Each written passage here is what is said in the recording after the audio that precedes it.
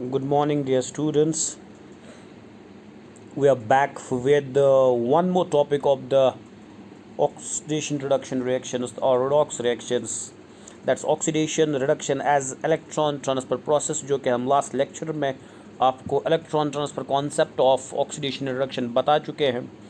So as per the electron transfer concept, oxidation means loss of electrons and reduction means gain of electrons. Now इस concept को आगे बढ़ाते हुए there can be a net gain और loss of electrons in a chemical reaction. ठीक है, so loss भी होता है, गेन भी होता है. So there can not be, so अगर एक लॉस करेगा तो दूसरा गेन करेगा. जो गेन करेगा वो किसी और को लॉस कराएगा, जो लॉस करेगा वो किसी और के लिए वो लॉस करेगा, गेन करने वाले के लिए करेगा. That's what we call complementary reactions. So there can not be any net gain और loss of electrons. Net gain या नेट लॉस नहीं है. रिएक्शन के दौरान नंबर ऑफ इलेक्ट्रॉन्स बराबर ही रहते हैं. Therefore all chemical reaction involving loss और gain of electrons must occur simultaneously. Simultaneously का मतलब है यहाँ पे कि अगर एक स्पीशीज़ लॉस करेगा, there must be another species in the same reaction which is able to gain those losing electrons. In other words, a chemical reaction, a substance can lose electrons only. In a chemical reaction, a substance can lose electrons only if there is present another substance which can gain electrons. Conversely, a substance can gain electrons only if another substance which can lose electrons is also present in the system. So this implies that oxidation takes place only if reduction also occurs at the same time and vice versa. In other words, oxidation reduction reactions are complementary. That is, they go hand in hand or side by side. This may be illustrated as. So oxidation और reduction एक साथ होते हैं, एक दूसरे के बगैर नहीं होते. अगर कोई तभी एक केमिकल स्पीशीज़ एक रिएक्शन में तभी लॉस करेगा इलेक्ट्रॉन जब दूसरा स्पीशीज़ उसको गेन करने के लिए तैयार हो. या हम ये भी कह सकते हैं तभी एक स्पीशीज़ केमिकल रिएक्शन में इलेक्ट्रॉन्स को गेन कर पाएगा when there has to be another species which is able to lose those electrons. So there is no net gain or net loss of electrons during the chemical reaction, and a chemical reaction cannot take place, a redox reaction cannot take place unless and until there has to be two species, one gaining electrons, other losing electrons. So redox reaction cannot take place just loss of electrons and there must not be, so it is oxidation just. So ये redox reaction simultaneously होती है, so they are called complementary reactions. सो इसका मतलब है if there is a species losing electrons, there must be another species gaining the same electrons. So example के through अगर हम देखेंगे तो हमने लिया है सोडियम प्लस O2 की सोडियम ऑक्साइड. इस सोडियम ऑक्साइड में अगर आप देखोगे सोडियम ने इलेक्ट्रॉन्स लॉस किए हैं, सोडियम ने एक इलेक्ट्रॉन लॉस किया है एक सोडियम ने, तो दूसरा ऑक्सीजन जो है उसने एक इलेक्ट्रॉन गेन किया हुआ है. अगर आप देखेंगे गेन करने की क्षमता जो इलेक्ट्रॉन्स की है ऑक्सीजन के पास, तो एक ऑक्सीजन 2 इलेक्ट्रॉन्स यूजुअली गेन करता है ऑक्साइड बनाने के लिए. So it has to be -2. इसी तरह सोडियम क्लोरीन, सोडियम क्लोराइड बन गया, सोडियम ने लॉस किया, क्लोरीन ने गेन किए. सोडियम सल्फाइड बनाने के लिए सोडियम ने लॉस किया, सल्फर ने गेन किया. सो ऑल दीज रिएक्शंस और redox reactions because in each of these sodium is oxidised with the addition of either oxygen or more electronegative elements such as chlorine or sulfur. Simultaneously, oxygen, chlorine and sulfur are reduced because each of them the electropositive element sodium has been added. इन तमाम में electropositive element sodium add हो चुका है, इसलिए ये reduce हो चुके हैं. लेकिन सोडियम हर जगह ऑक्सीजन को या क्लोरीन को या सल्फर को, जो कि तमाम के तमाम इलेक्ट्रोनेगेटिव एलिमेंट्स को ऐड कर चुका है, इसलिए वो ऑक्सीडाइज हो चुका है. So oxidation reduction takes place simultaneously. From our knowledge, chemical bonds, so the sodium oxide, sodium chloride and sodium sulfide all are ionic compounds and may be better written as sodium oxide Na positive O2 negative, Na positive Cl negative and Na positive S2 negative respectively.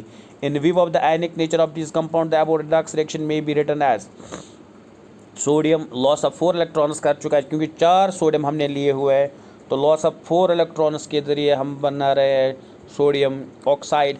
And sodium जो है वो gain of 4 electrons कर चुका है, reduce हो चुका है. लेकिन O2 जो है वो 4 इलेक्ट्रॉन गेन कर चुका है, लेकिन oxygen in general 2 he electron gain करता है. 4 इलेक्ट्रॉन यहाँ 2 ऑक्सीजन एटम्स ने गेन किए हैं.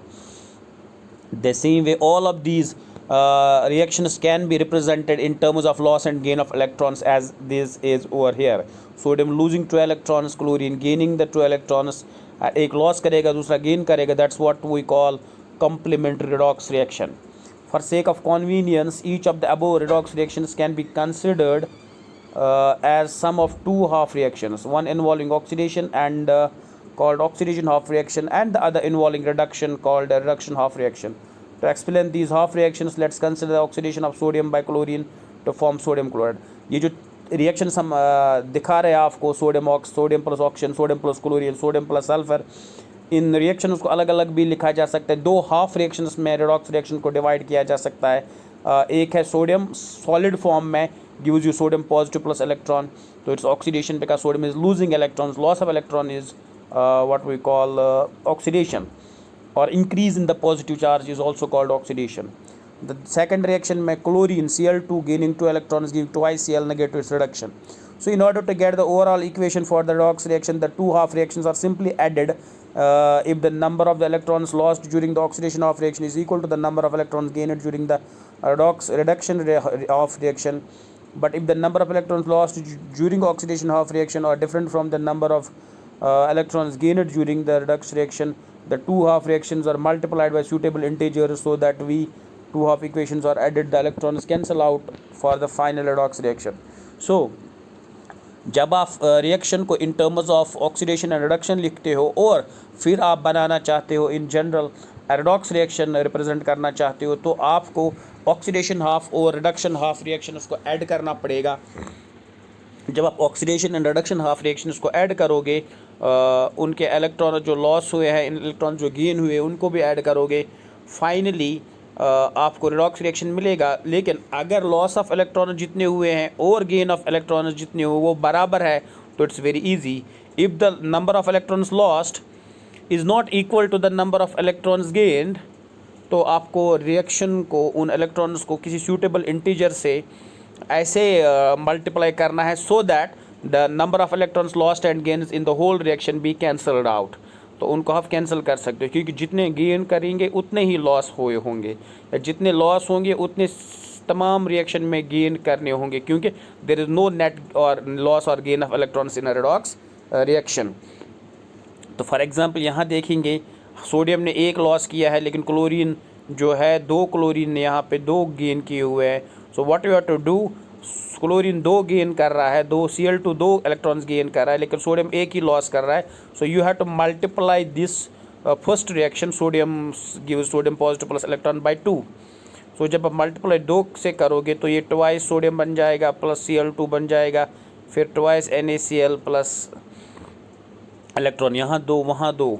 प्रोडक्ट एंड रिएक्टेंट साइड में इलेक्ट्रॉन अगर बराबर हो तो वो कैंसिल आउट करते हैं. Here the suffix simply denotes that the ultimate product formed is in the solid state. जो NaCl का S लिखा हुआ है, that solid state.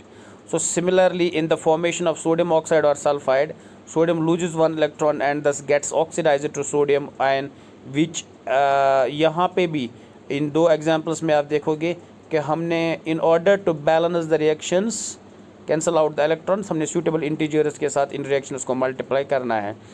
So a substance, atom, ion or molecule which can readily lose electrons, वो substance जो आसानी से electron loss करेगा, तो other substance is called a reducing agent.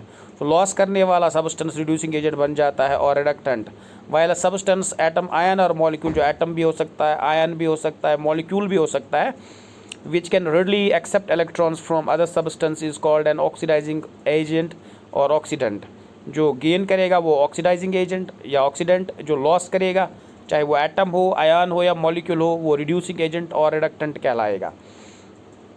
So further since reducing agents donate electrons to other substances while oxidising agents accept electrons from other substance, therefore reducing agents और electron donors, क्योंकि वो electron देते हैं, while oxidising electron acceptors. In other words reducing agents और reducing other substances themselves gets oxidized, while oxidizing agents after oxidation oxidizing other substances themselves gets reduced in the process.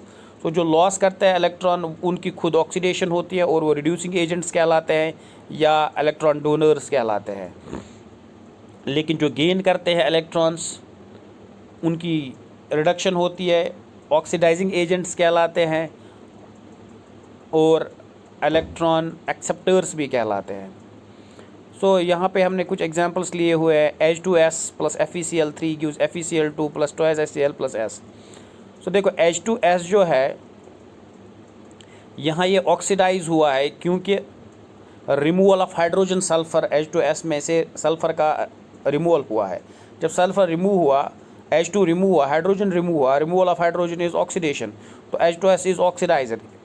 जो जिसकी oxidation होती है वो reducing agent कहलाता है। अब देखो FeCl3 चेंज हुआ है FeCl2 में, इसमें क्या हुआ, एक इलेक्ट्रोनेगेटिव एटम लॉस हुआ है क्लोरीन की सूरत में, तो loss of electronegative atom is reduction, तो जिसकी रिडक्शन होती है वो ऑक्सीडाइजिंग एजेंट कहलाता है।